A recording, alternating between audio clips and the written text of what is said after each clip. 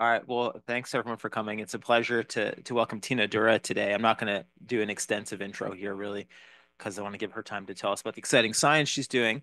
Um, so Tina is just by way of sort of her history. So she did a master's at Central Washington, and then a PhD at um, UPenn. Sorry, yeah, UPenn. See, I had it in my head, Penn State, UPenn, uh, and then a series of postdocs. Including she had an NSF postdoctoral fellowship in 2017, 2019. And following that, has been a faculty member at Virginia Tech for the last 5+6 years, I guess, 5.5 years.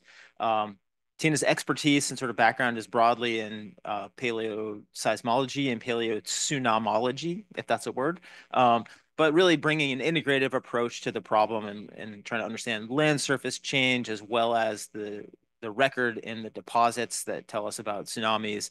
And that record includes both the sort of physical stratigraphic and sedimentological record, as well as the fossil record, the microfossil record. So really excited to have you here, Tina, to hear about, it's a deep interest at the Institute and the Bureau is earthquakes in general and hazards. So we're excited to have you.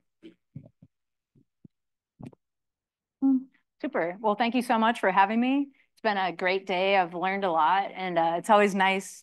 I do this coastal paleoseismology work and kind of play in the mud and in the lab, and to listen to people who are doing more of the offshore imaging, structural analysis things. It really helps to bridge the gap of understanding that sometimes exists in those groups. So it's been an awesome day. This is a picture here of the team that I'm going to talk about today from Alaska. And we're in Nagai Island, Alaska, and I'll show you that in the map later. But it's really a multidisciplinary team, and we've gone to quite a few places now to try to put together this long-term history of earthquakes and tsunamis in that region. But really quick, just to introduce myself. So I'm Tina Dura. I'm an assistant professor at Virginia Tech.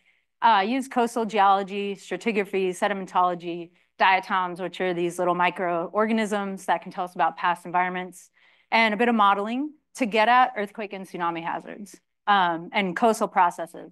And I guess what sets us apart from other people looking at earthquakes and tsunamis is that we're doing it over thousands of year time scales. So we're actually able to get these longer term pictures of what's going on the subduction zone, where we're limited by historical and instrumental records to a very short time.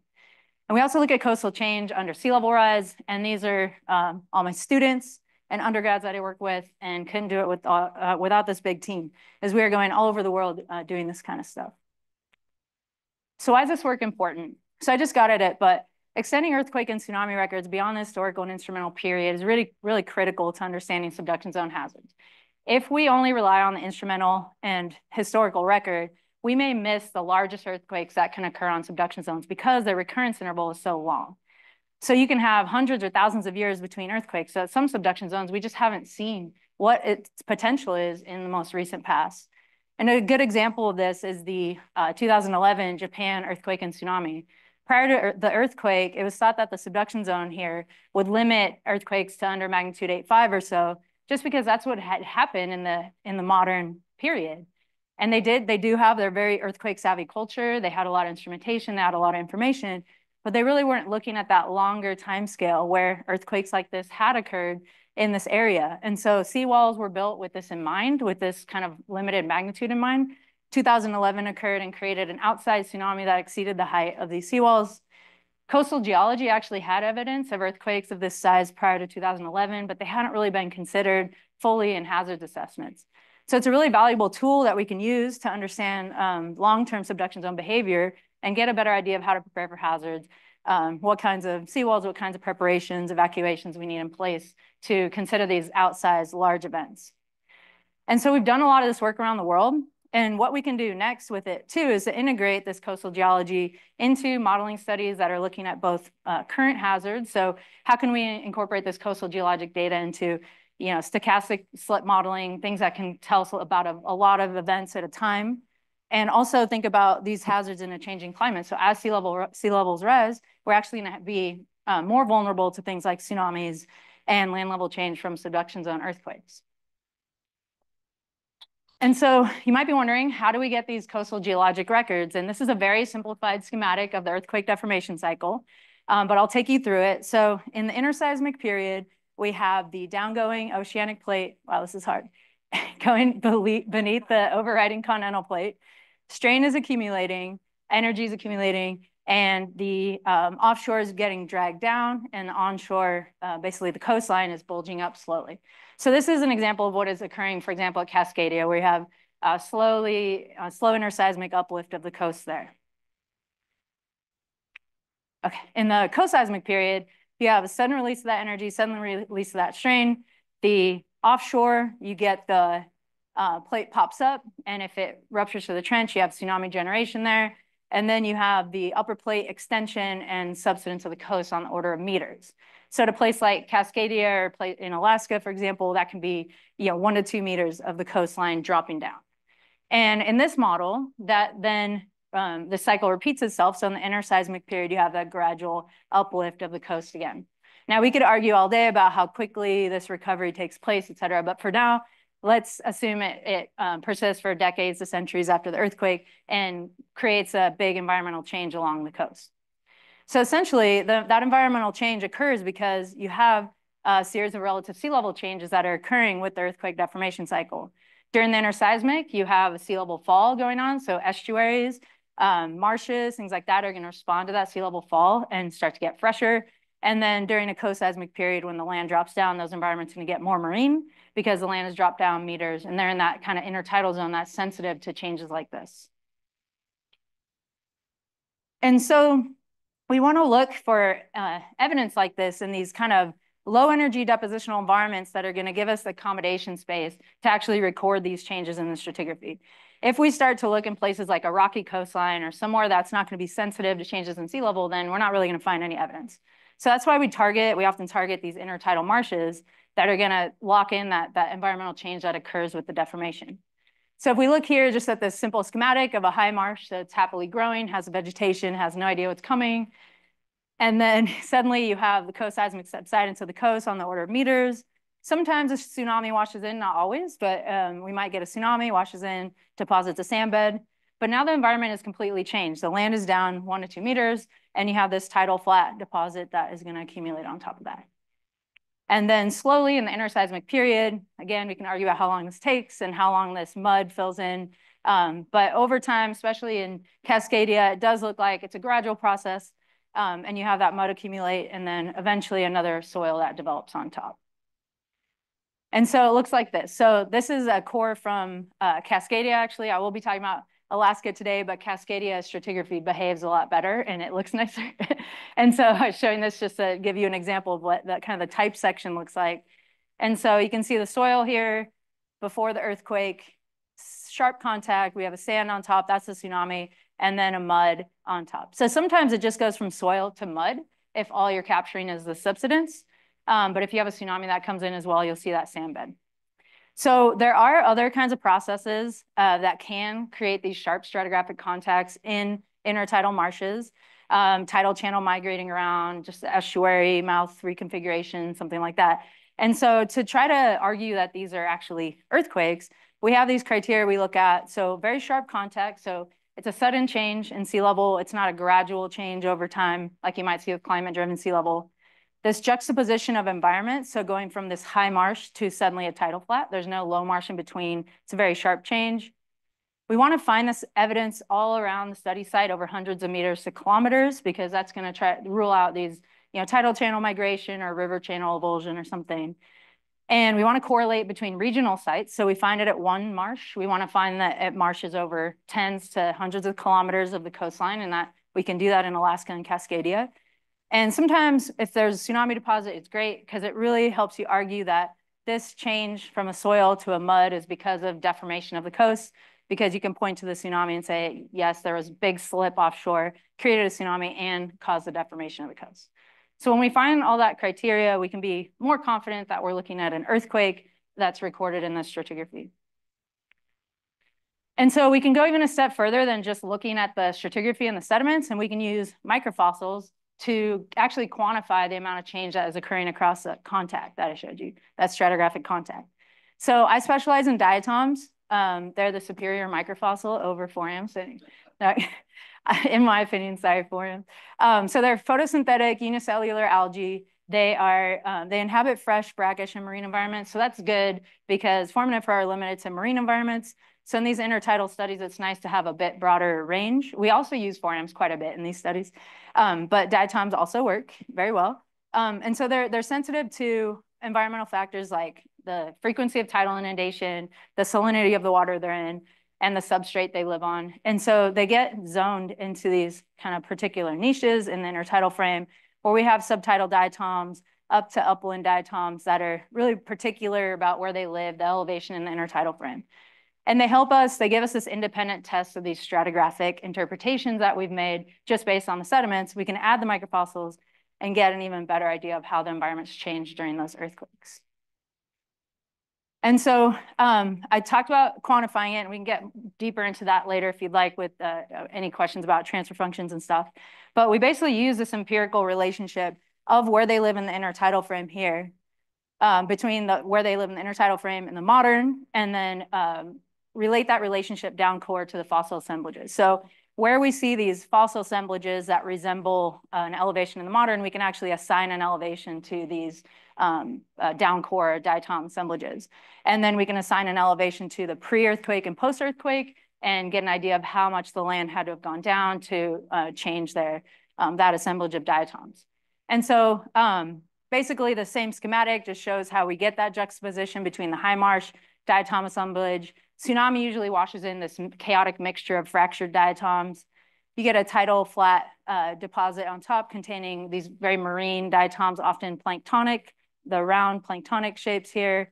And then slowly you can actually capture kind of that post-seismic into the interseismic period where you have that transitional zone of sort of low marsh and then up back into your pre-earthquake soil. And so they just give you a little bit higher resolution than just looking at the sediments.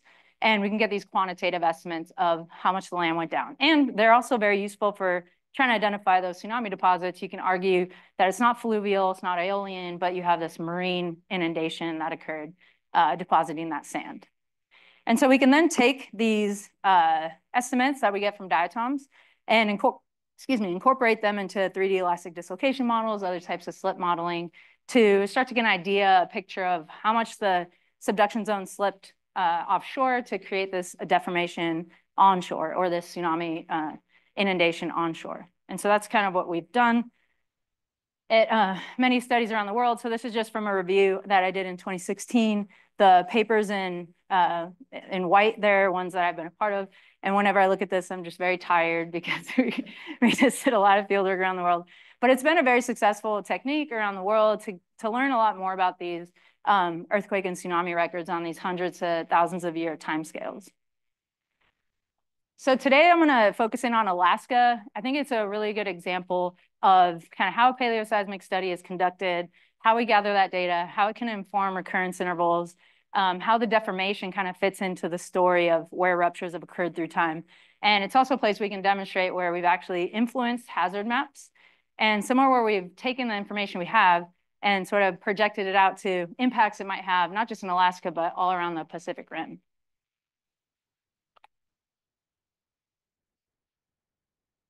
Okay, so the Alaska-Aleutian subduction zone is here, and I'm just showing mostly the western portion here. So here's Kodiak Island, the peninsula, going out into the Aleutians. It's a very active subduction zone, so you can see quite a few recent ruptures on it. So we get 1.8 earthquake based on the instrumental pass about every 13 years, 1 magnitude 7 to 8 per year, 6 magnitude 6 to 7 per year. So it's very active compared to something like Cascadia that is worryingly quiet or whatever you want to say, but it's a little bit scary. Alaska is active, there's stuff going on. And basically, almost the entire subduction zone margin has ruptured in over magnitude 8s in the last century. So this series of earthquakes here, shown in pink, have occurred in the relatively recent past compared to some subduction zones where we don't have that much activity going on that we can actually, look at in some instrumentally and some historical accounts. But prior to when we started working there around 2000, it started a bit before I started, so 2011, there hadn't been very many geologic studies conducted west of Kodiak Island, or in western Kodiak Island and then off to the west. And so we didn't really know, does this distribution of ruptures represent the long-term activity on the subduction zone, or is it just one snapshot of the recent past? And can we expect, rupture blobs to kind of fill in these gaps? And what has occurred in the past? And of course, we need to go and look at the geology. And so starting in 2011, we started to go out to this series of islands and look at the geologic records that are contained in them. So it was a lot of work, and we made some really interesting discoveries along the way. And today I want to focus on what we found here in Western Kodiak Island, going out to towards the Shumagon Islands, on a series of islands called Chirkov, Sitkinak, and Sitkalidak Island. Okay, so why do we care about this area? So this is a part of the subduction zone where we have some locking going on in the blue, and some areas that look like they're creeping over in the Shumagons. But this area, the Samiti section and the Kodiak section, are places where we have had relatively recent earthquakes. And of particular concern to modelers that are looking at far-field tsunami impacts is the Samiti section, because it tends to orient tsunamis towards the California coast. So it's been a place of interest for the origin of distant source tsunamis that might impact Alaska and also impact areas in the Pacific Rim that are vulnerable to even small tsunamis, like the California coast. And so recent earthquakes in 1938, shown here, it's a very general rupture zone, and 2020, which is a little bit over here. So they have occurred on this Samiti segment, but they weren't large enough to really, release all that strain. It's thought it can still make large earthquakes in the near future. So it's of concern enough that the USGS in 2014 conducted a Saffer scenario looking at if you had a rupture in this part of the subduction zone. And what they used is basically the Tohoku rupture characteristics 9.1, that it would create a tsunami in Southern California with about a 1 meter amplitude height, which doesn't seem very big, but it's actually very disruptive to port operations. It creates very strong currents in the ports. The ports need to shut down. And they estimate that it would create $4.2 billion of damage if you had a rupture on the Samiti section here. But the question is, if this is what you're considering in your kind of hazards planning and your projections of what can happen around the Pacific Rim, is this using this section alone really representative of the long-term rupture behavior here? And we have some clues that it might not be, because we have some evidence from 1788 historical accounts that suggests that a rupture in 1788 went all the way out to the Shumagons and encompassed Kodiak Island, making it a multi-section earthquake in this part of the subduction zone. So the question that we set out to answer in the studies that we did on these islands here, which are Chirkov Island, Sitkinak Island, and Sitkalidak Island, is do we need to be considering the possibility of multi-section earthquakes here?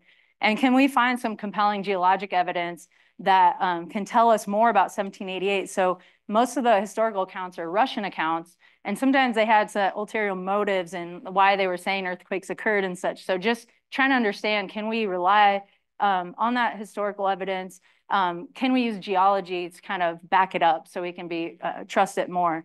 And should we be considering multi-section earthquakes?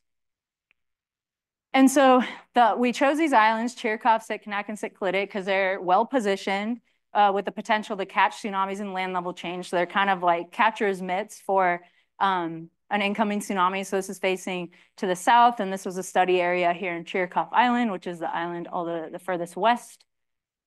We had Sitkalidak Island, which is this one over furthest east.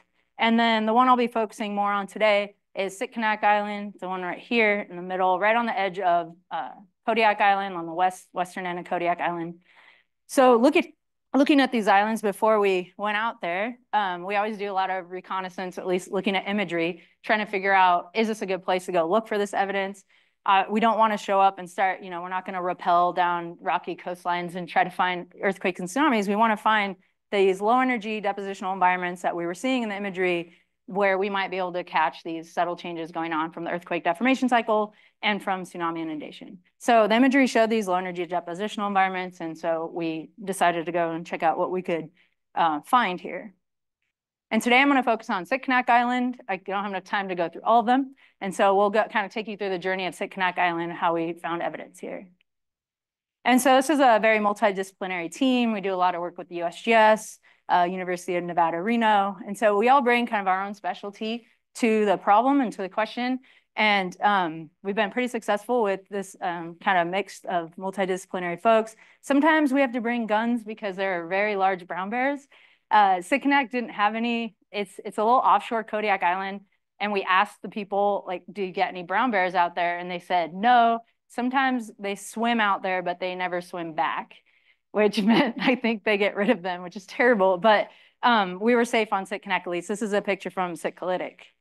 And so our goals on Sitkinak were to reconstruct land level change and tsunami inundation, figure out the recurrence there, characterize slip during past ruptures, which we're going to do by looking at the deformation that is occurring on the that's recorded in the coastal sediments, and then see if we can evaluate the persistence of that proposed rupture boundary based on this geologic evidence that we find. Can we correlate events along each island and spanning that proposed rupture boundary, basically? And then, of course, we can update hazards maps if needed. Okay, so Sitkinak is very hard to get to. A lot of these islands are. We usually take these bush planes. I just wanted to show this video to kind of break up the science for a minute. Our pilot was maybe 20 years old, and his name was Snowflake. He had very blonde hair. I was not sure if I was going to survive this day.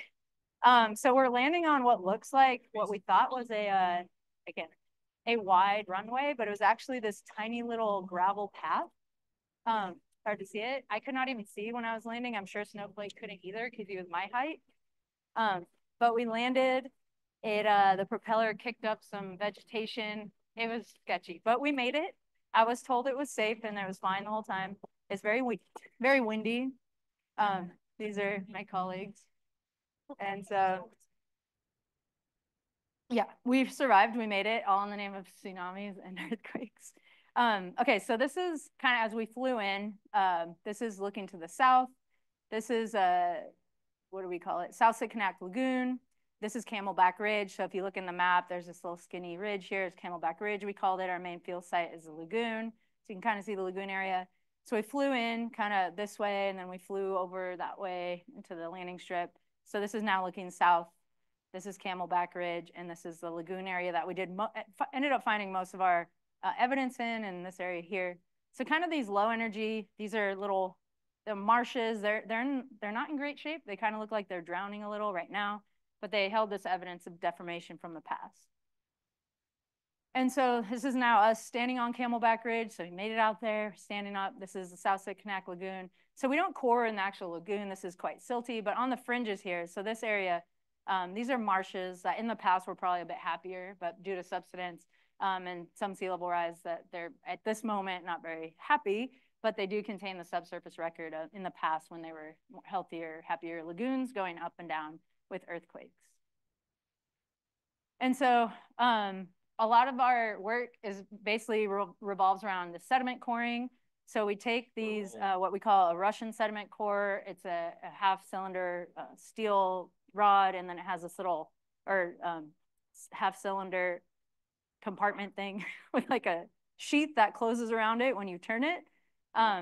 So this is 2-meter Peter Hausler, some of you know, and Andy Kemp, who's like half as tall as he is. So it's a little bit of an awkward coring buddy system, but essentially we are just like trying to jam this thing into the ground. It doesn't look that cool when we're doing it. But once you get it down there, and they will eventually, and you turn it, and it basically closes that metal sheath over the top. It helps with compaction. There's other kinds of cores where you can compact a lot more. This is made for peat coring, so it helps with that. The whole sequence. And then we'll see as they pull it out. So this is actually a bit inland. So this is South Sitkinak Lagoon. This is Camelback Ridge. It's a really long feature. Out here is South Sitkinak Lagoon. This was a bit inland, and this is where we were finding most of the tsunami record compared to the South Sitkinak Lagoon, which we saw land level change record. So here we opened up the core, and you can see that we have a peat on the bottom. Then there's actually a very large tephra that we saw throughout the site, and this is a tsunami sand that we interpreted as, and then back into some peat. And so in the tephras are really useful for correlating the stratigraphy throughout the site. We don't often see the tephras right next to the tsunami deposit, but it does make you think a little bit. There's some connection sometimes between eruptions and tsunami generation, but we can't really say that. In some cases, there'd be a peat separating the two. So there probably was some time between the two events, but it does sound like a rough time to be on Sitkinak Island if you have like for fallout and then a tsunami coming in, and it's chaotic in Alaska. Okay, so the video you just saw came from right around here. And so we do a series of cores, coring leapfrog. We kind of jump over each other. We can end up with hundreds of cores at a site. So we really want to make sure we can correlate the stratigraphy throughout the site, and we're not relying on just one or two boreholes to make some big interpretation about what's going on at a site. So in the gouge core, we started to see differences going from silt to peat. So it was a pretty interesting changes we were seeing. We found these really nice outcrops where we could see soils overlain by silt. And so something's going on that's changing these environments over time. We have sharp context between these changes. So potentially we're seeing earthquakes in those changes. We also want to sample the modern environment. So what kinds of microfossils are living on the surface, so then we can relate those down core to say where we were in the past in those sediments that were buried by uplift or subsidence. And then we always do detailed surveying using RTK, DGPS. We want to get good vertical resolution. We want to know where we are relative to the tidal frame. And we also want to, of course, characterize where all these modern samples are relative to tides. Okay, so then we come back to the lab. We bring samples back. So this is the Russian core you just saw. So we're seeing these really interesting changes from peats to silts and then peats back to silt, et cetera. So we pick representative outcrops that we think, show the site stratigraphy well, bring it back to the lab. We conduct things like LOI, so loss on ignition, to see the organic content. We have grain size analysis to tell us a little bit about the energy required to deposit these sediments. And then, of course, we need a chronology. Without that, it doesn't mean much when you say, oh, there's a big change in the stratigraphy, but when did it occur? And can we, call that an earthquake and give it basically a time that it occurred? So we use radiocarbon dating. We use sometimes lead-210 and cesium-137 in Alaska for the 1964 because radiocarbon struggles in that time period. And then the diatom analysis to try to figure out what is going on as far as environmental changes and to try to quantify the change. And so this is a very overwhelming core diagram, just to say that the video you saw came from kind of these higher, more inland cores, and that's where we were seeing in the yellow, kind of the tsunami record was a little bit higher, and they were also a bit older, so 3,000 or 4,000 years old up there. But what I'll focus on more today is these lower cores that were in that South Sitkinak Lagoon, where we are seeing evidence of these sudden changes between peats and silts and peats. And that was our land level change record that we relied on to kind of figure out what ruptures we're doing in the past in this area. And so to look at the stratigraphy, I know this is also very busy, but basically we're seeing changes where we're going sometimes from a silt to a more organic unit, and sometimes from a more organic soil to suddenly overlain by a silt, and vice versa. So we interpreted this as basically when it changed from a more minerogenic siltier unit to a soil as uplift. And these are the ages that we got from our radiocarbon dating. When it went from a soil to a mud, that's kind of that diagram that you saw earlier, that's subsidence of the coast. And we had uplift, we had another uplift, and in 1964, we saw subsidence at the site. And so we saw this mixed record of uplift and subsidence, which was really interesting. But we wanted to, of course, look at the microfossils to make sure that this was, that we trusted what we were looking at. And so this is just a diagram of the microfossils that I found at Sitkinak Island in the lower kind of tidal flat intertidal zone, low marsh into high marsh and upland. And so we had a good modern data set of the microfossils that are there. This was from some of the work off to the east of Ian Shannon's work, who also has done some microfossil analysis. So we were able to combine the data sets to try to get at a little more detail about the land level change that was going on. And so for the deepest contact, the microfossils showed that this was a low marsh environment, that elevations consistent with low marsh, and then suddenly changing to a high marsh. So not a huge amount of uplift, but enough to change to a high marsh and more organic. Next one went from a high marsh to a tidal flat. So this is a bigger kind of land level change that occurred here from a peat into more of a silty unit. tidal flat up to a high marsh. And this also had signs of being freshwater because there were no forams present. And then in what we interpreted as 1788, based on the ages, we went from a tidal flat up to a high marsh, so uplift, and then low marsh to a tidal flat. So overall, consistent with between a half a meter and a meter of land level change, which is, makes sense based on the position of Sitkinak Island relative to the trench. But what is a little bit, leaves a question about, that we have this mixed signal of uplift and subsidence, and how do you get that at one island? And you really have to have different amounts of slip and places of slip going on. So between the 1964, 1788, and 400 BP, just to highlight what the model we came up with to explain this mixed uplift and subsidence signal, we have this little model here. Okay, so this is Sitkinak Island. I know it's a bit confusing because it becomes just a little dot. But basically, in 1964, we see subsidence at Sitkinak Island. And this is the earthquake that we have the most information about, right? Because it's the most recent one. And so 64 is thought to have terminated right around Sitkinak Island, which we saw in the first diagram I showed where you had 64 in 1938. So it's thought to have terminated around here. And so our model that we came up with to explain why we see subsidence at Sitkinak Island, where we should otherwise see uplift because it's pretty close to the trench and it's a zone that would pop up and uplift in an earthquake.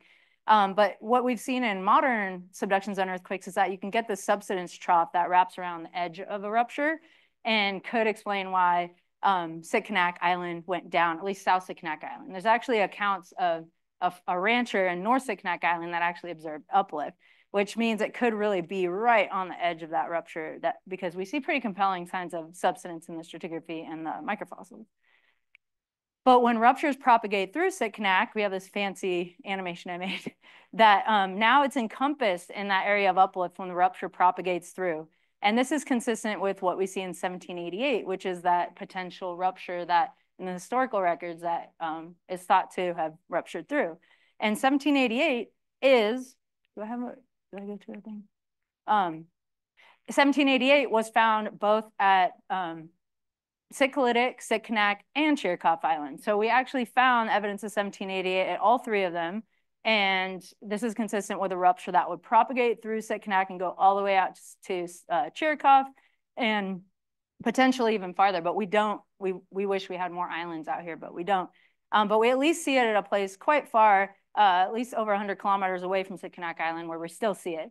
So that suggests that the segment boundary, the proposed segment boundary, is not a persistent a barrier to slip, and that some earthquakes do propagate through it, including the following earthquake at around 400 BP that is also found at Sitkalidak, Sitkinak, and Chirikov Island. And so when ruptures propagate through, we tend to see this uplift signal in the stratigraphy and the microfossils. And so the next steps following the study, of course, take these results and hopefully incorporate them into hazard maps. And in this case, it was successful, and that this area is, well, first from our studies, we could update the recurrence intervals that they were considering in the seismic hazard model. And our USGS colleagues helped with that. And basically before, they had very long recurrence intervals that were just based on, modern earthquake activity on the subduction zone, which does not represent this longer term. And so we're able to update that with our geologic recurrence intervals. And we're also considering multi-section earthquakes now on this part of the subduction zone, which is, I think, appropriate since we see evidence that ruptures can propagate through.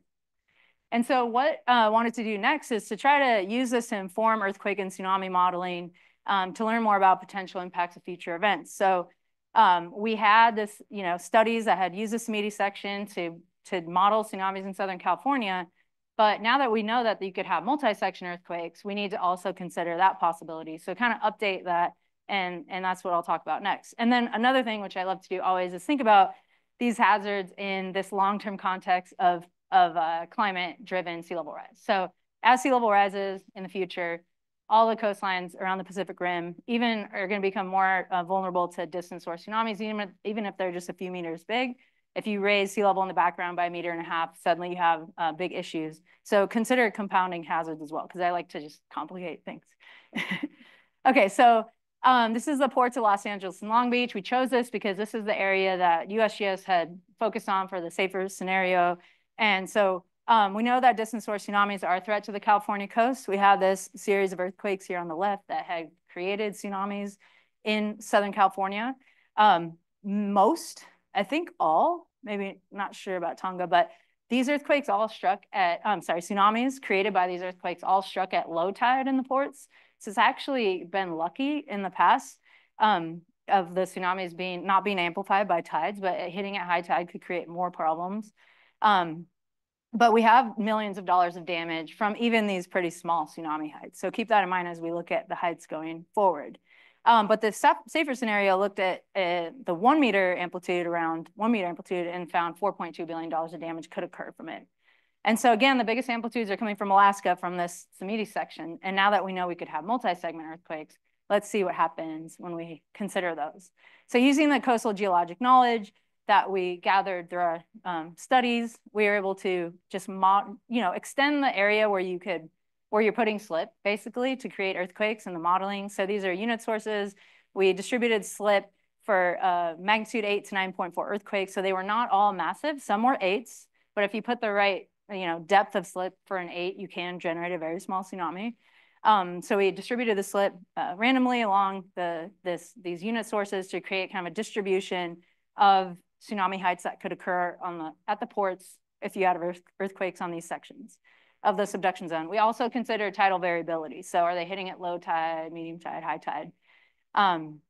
And to show you, so we have maximum nearshore tsunami heights, we called them. We didn't actually do inundation for the first part of the studies. We just looked at what's the maximum nearshore tsunami height that occurs at tide gauge 2.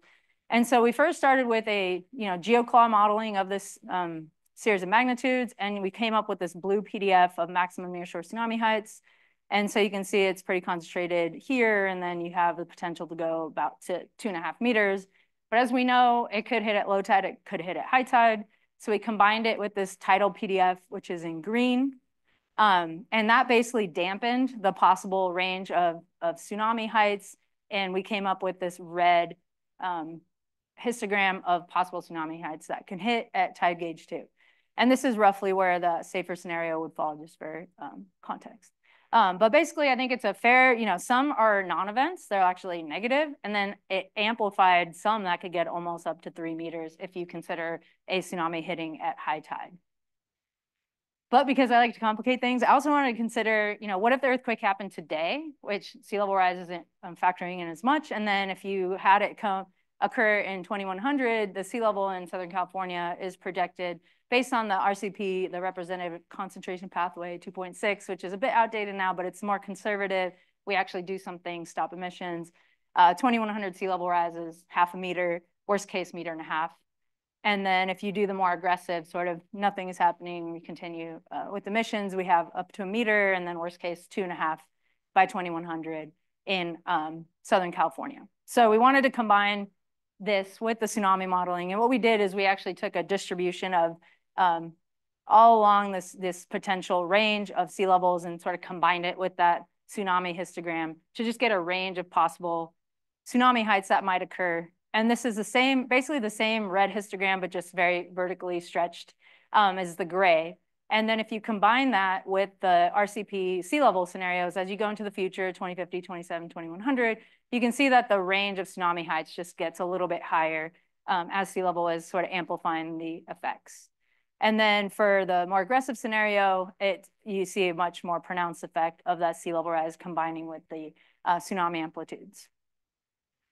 And so just to visualize what this means as far as like the magnitudes required to exceed certain tsunami heights in Los Angeles, this is a 50-50 chance, earthquake magnitude that has a 50-50 chance of exceeding a certain flood height as a function of time. In this case, about 1 meter maximum nearshore tsunami height. And this is already 2 times any historical event. So it'd already be a huge issue. Today, you need about the magnitude 9.1, so consistent with the Saffer scenario.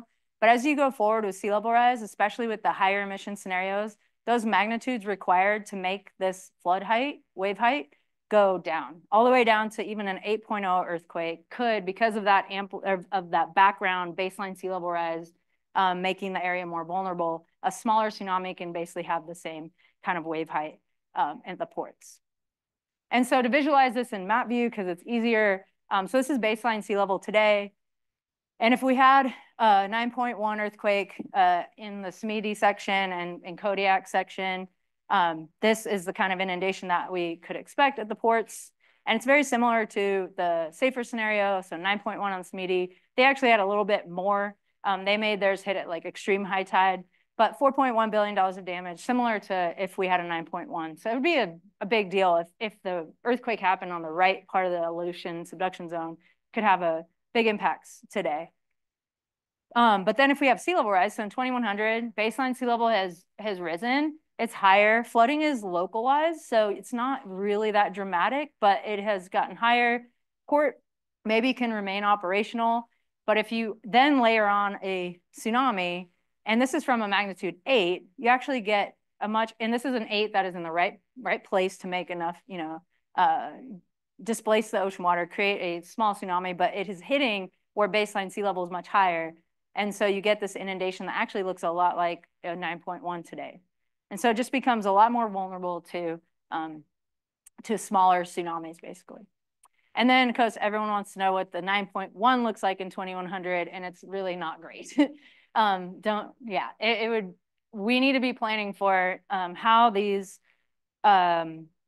the tsunami inundation zones are evolving as sea level is rising. And it turns out California is finally doing that. They're trying to incorporate sea level projections into kind of the tsunami evacuation routes planning and just making sure that there's some system for updating them as we go forward in the decades and baseline sea level is rising.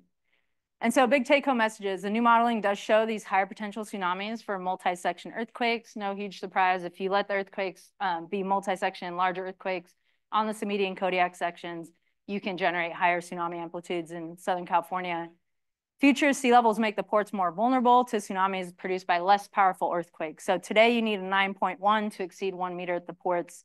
And by 2100, under the high emission sea level rise projections, you need an 8. So it gets a lot more sensitive to even smaller tsunamis. And I just wanted to end with this. It's not gonna be another long saga, but also looking at how, not tsunamis so much, but how the subsidence, and this is Cascadia now, so Pacific Northwest of the US, and how subsidence is going to change floodplains along the west coast of the US. So we always talk about tsunami inundation, but we know that Cascadia is also gonna subside. We have compelling geologic evidence that marshes go down, subside. Unfortunately, all of these communities are built in these estuaries, many of the communities are in the floodplains today. And when the land subsides 1 to 2 meters, they're gonna be even more of the community in the floodplain. And so what we wanted to look at, and this is just the geologic estimates are black with the uncertainties on them, and then the red are the earthquake-driven subsidence modeled projections for what the substance is going to be, and those are constrained by the geology. So making sure that when you do the rupture modeling that it's consistent with what the geology shows. But that helps us fill in some gaps where we don't actually have geologic estimates just based on the marshes and such. But basically we want to see what is it going to do? Putting 1 to 2 meters of coastal subsidence in these communities, what's that going to do? And so this is from Northern Oregon. It's Seaside. I don't know if anyone's ever been to Seaside. Yeah, it's like the poster child for tsunami devastation. And it's also, unfortunately, the poster child for subsidence issues. And so basically the yellow shows the floodplain today. And so you can see some areas, like unfortunately, a lot of the airports, hard to see, but there's an airport runway here in Cascadia are also built in these flat low-lying areas, and they're basically floodplains. But then what we did is we put the projections of low, medium, and high subsidence on that floodplain to show what it's gonna look like after the next earthquake. The floodplain is defined as the 1% exceedance level floodplain. So it's a 1 in 100-year chance of, or it's a 1% chance in a given year of being inundated from storm surge, high tide, et cetera. And it's basically where FEMA requires you to have flood insurance. So it's gonna change a lot of people's insurance situation and just the amount of inundation people are gonna be seeing. on a yearly basis after the earthquake. And that doesn't even take into account the tsunami that's going to wipe everything out, unfortunately. And so here, this is just quantifying in the top 2023. In the yellow is the amount of residents, roads, and area in the floodplain. And you can see it's quite low for now. You can, there's a lot of, there's land area, but there aren't that, you can't even see the yellow, kind of see in 2100, but there aren't that many permanent residence structures or primary roads in the floodplain today. But if you put subsidence on it, you can see, this is 23 estimates, they all go up quite a bit, especially for high subsidence. You have thousands of people, structures, 80 kilometers of roads. I mean, there's a lot that suddenly is in the floodplain. And then if you consider, at Cascadia, we don't know when the next earthquake is going to happen. It could happen tomorrow, or could be 2100 by the time it happens. And by then we'll have climate-driven sea level rise that's also projected to be occurring in the area. And that's shown just by the red. So that's just climate-driven sea level rise expanding the floodplain already. And then you put the earthquake on top of that. And that's the 2100 bars. And you can see that the climate-driven sea level rise amplifies the effects of the subsidence, as you would expect, because you're already raising baseline sea level and then putting subsidence on top of that. So that's just our most recent thing that we've been thinking about. And that really hasn't been considered at all on the West Coast in their planning for the next earthquake. A lot of focus is on shaking, tsunami inundation, liquefaction, all this stuff. But subsidence is also important. Okay. And that's all I have. Thank you.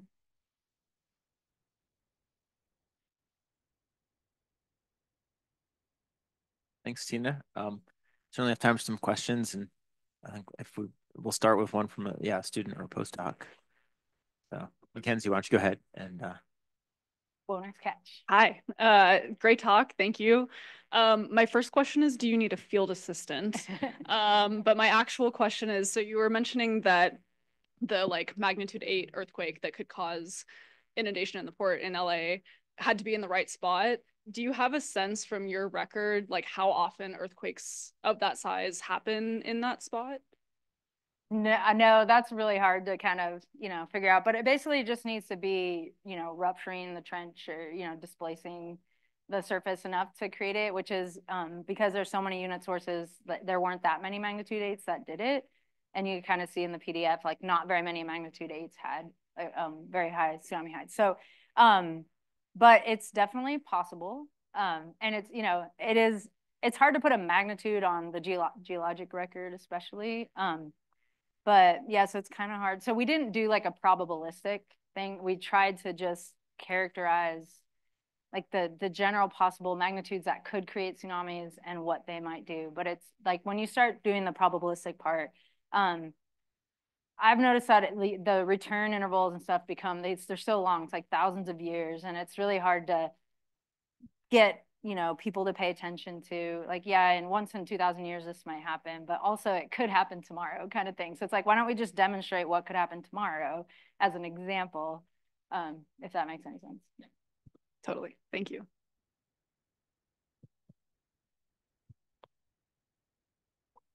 Thank you for the great talk. And can you go back to the slides of the Aleutian subduction one? Yeah. Where you show the aftershock region?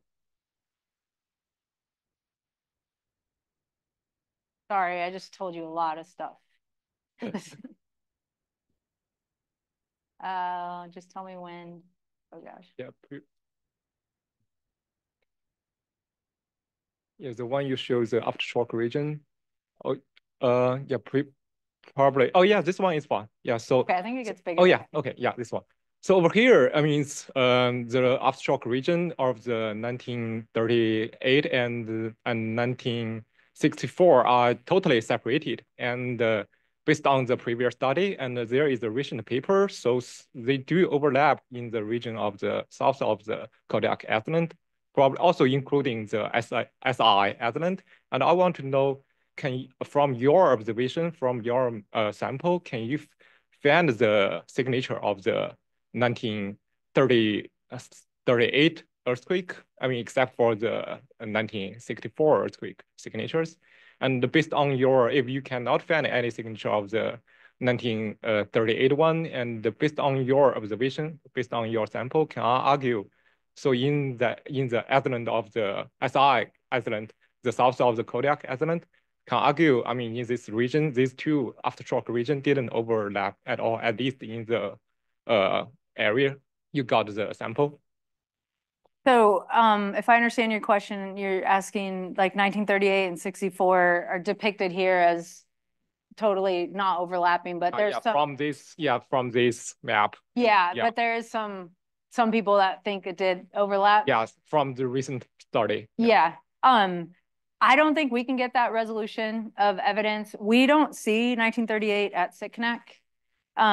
So as far as it creating enough deformation or a tsunami, we don't see it. And so I guess I would argue that maybe it was a bit to the west. But we think there is faint evidence for it at Chirikov, so in this island here. But with our geologic evidence, it's hard to say, you know, the 1938 was not maybe large enough to have deformation to be recorded. Chirikov is actually, I didn't get too deep into it, but it's a tsunami record at Chirikov. We don't have deformation at Chirikov. It's just tsunami deposits. So to answer your question, I don't think we have that level of resolution to really say whether they overlapped or not, except for we don't see any tsunami or any land level change at Sitkinak in 64, which would suggest maybe they didn't. Thank you.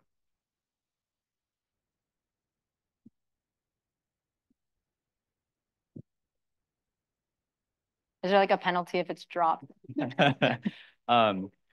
Sounds like a stupid question, but at your core sample example, does tsunami only bring sand to the deposit? That's a great question. No, that's not a stupid question.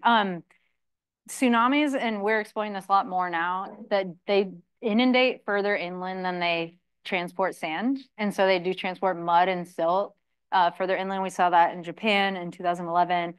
We're exploring that more at Cascadia, especially where we have really nice sand deposits, and we can continue to track them inland because we have a nice soil, sand, and then mud. We can follow the sand where it pinches out, and then we continue to see the soil to mud, and we're continuing to sample the soil mud contact. And we are seeing that up to, we have one site where a kilometer further inland than where we see sand, we still see diatom evidence that's fractured, chaotic. It doesn't look like your post-earthquake tidal flat yet. It looks like it was transported by a tsunami. It looks a lot like the diatoms in the tsunami. And so we're using that to try to push those inundation lines closer to reality for the paleo events. And so above the context, like at Sitkinak, for example, I actually didn't see a lot of evidence of chaotic, inundation. I think Sitkinak has changed a bit. Where's a picture? So we have, okay, so this high area, at some point, I put a giant label on top of what I want to point at. But where could I see it? Maybe. I don't know what map. Okay. Oh, this one might work. Okay. So at some point, tsunamis were able to propagate all the way up to TA 2, 3, and 4 cores at Sitkinak. And so was this spit not here before or something, like back thousands of years ago when we record that, and then did this form at some point and then protected this area enough where it became this marsh? Because this is a lot younger. This record only goes back like 700 years or so. And so it's a younger part of the marsh. And so what was I answering again? I feel like I lost track. Oh, the transport, thank you. And so in this area, I think when the land level change occurred, I'm glad I remember because I thought I was losing my mind, but when the land level change occurred here, it's possible that tsunamis weren't really propagating in there. What it's capturing is the deformation, and that they couldn't kind of wrap around that spit and go in there. And so that's what we've definitely thought about that. Like, why don't we see tsunamis with the land level change record and the South Sitkinak Lagoon? And I think it's just the kind of morphology of the estuary change or the lowland. But yeah, no, that's a great question. And we are trying to, think about that because we often see right above the contact, even before we started realizing this is a tsunami, I was like, why is this diatoms are so crushed here? Oh, that's why.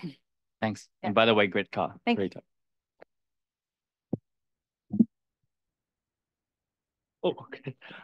Really nice talk. Very interesting. I think the paleoseismic data are super valuable. I wonder, is there any mechanical explanation for the rupture segmentation from the geology observation, or like? Yeah. So there's definitely, I've talked to a few folks that could probably answer this better than me today, who've looked at that offshore, and there's seamounts that are subducting there. There's a few different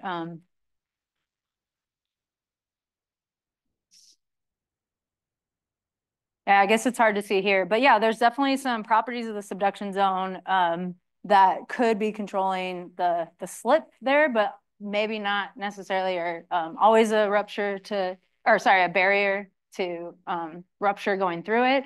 But there's subducting seamounts. And help me, who else was telling me today? Yes. Yeah. He's going to answer for me.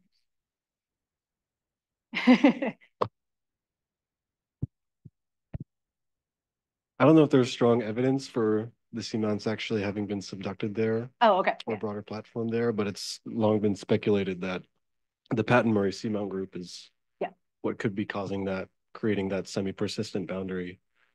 But it's not like they haven't subducted there. It hasn't been imaged. Okay. Yeah. I actually have a question. Yeah. So you've modeled this large swath of the megathrust as potentially creating a tsunamigenic earthquake. And I wonder if a more nuanced view based on recent geodetic results could like stop that at kind of around Sherikoff Island, because it looks like the western shallow portion of the megathrust there is maybe behaving more aseismically these days.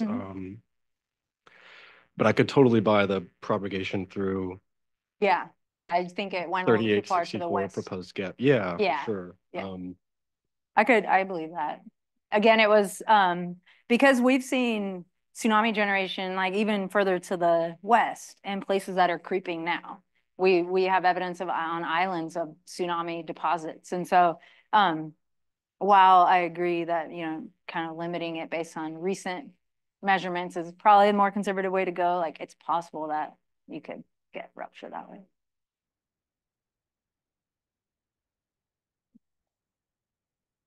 Okay, quick question. With your results with the diatoms, and maybe I just missed something because it was kind of quick. Yeah, sorry. But I was trying to get to it. Yeah, I think that's the slide. But can you advance it so you see all your diatom up? Yeah, there we go. That's the one, right? So what am I missing there at the 1788 line where your core says up, but on the bottom side of the 1788 line, your diatoms say tidal flat? So wouldn't that be? So this was supposed to depict that like prior to 1788, the diatoms indicate that the site was more monogenic and had forems present and diatoms that are consistent with lower intertidal. And then across the contact, we had a change into a high marsh and freshwater environment with no foraminifera in it. And so that's kind of the environmental change. Okay, yeah, well, I was just trying to make sure if I understood that. So the cores, the core, the sediment core and the diatoms are in alignment with the subsidence and the uplift. Is that right? Yes. Or is, okay. Yes, the diatoms definitely supported the sort of lithology. So, you know, muddier, siltier sediment to more organic indicated uplift. On the quick way through, I was like, wait a minute, is the core saying something different than? Oh, sorry. Okay. No, All right, definitely. cool. Thank you. I meant the opposite. They are consistent with each other. Cool. Alice, did you have another question? No. All right. Eric's got a question. I'll just come to you a little bit. That was a really nice talk, Tina. I enjoyed it a lot. I have a comment, which is, oh my God, the bugs in the coring video. That was Oh yeah, horrifying. I just like didn't even notice. Yes. They showed up Some even days on are our projector. And yeah, I was like, why are they dressed like beekeepers? And then I saw the clouds. But my question is, so I actually don't know this very well about Alaska, but I know in Cascadia, a lot of the tsunami record comes from like offshore cores and like things like turbidite deposits. And I'm curious if a record like that exists in Alaska and how that compares against what you found from kind of like these on on land marsh deposits. Yeah, so the offshore Cascadia record is the turbidite record. It doesn't show tsunamis, but it shows like evidence of slope failure from the shaking.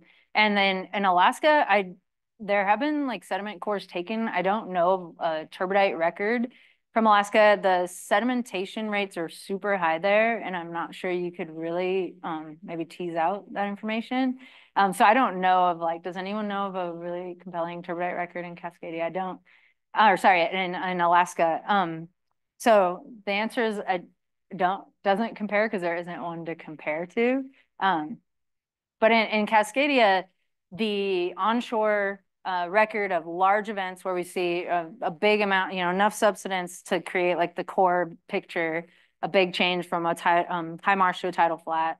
When we see big events like that on the coast, they always have a corollary offshore to the turbidite record, at least for the sandy turbidite.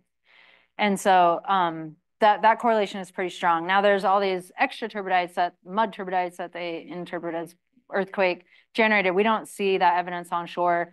If those are indeed earthquakes, which they might not be, if they are, the magnitude is not high enough, the slip is not high enough to create the deformation and tsunami generation to be recorded onshore. But the big ones are pretty consistent onshore and offshore. All right, maybe one more question and then we will head to reception. Yeah, I had a question.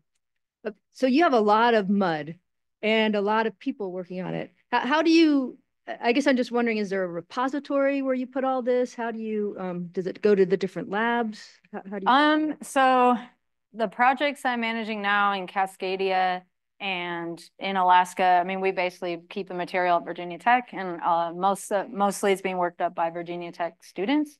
But that's not true for all Cascadia. So I'm part of the Cascadia Region Earthquake Science Center that just started up about a year ago, Crescent.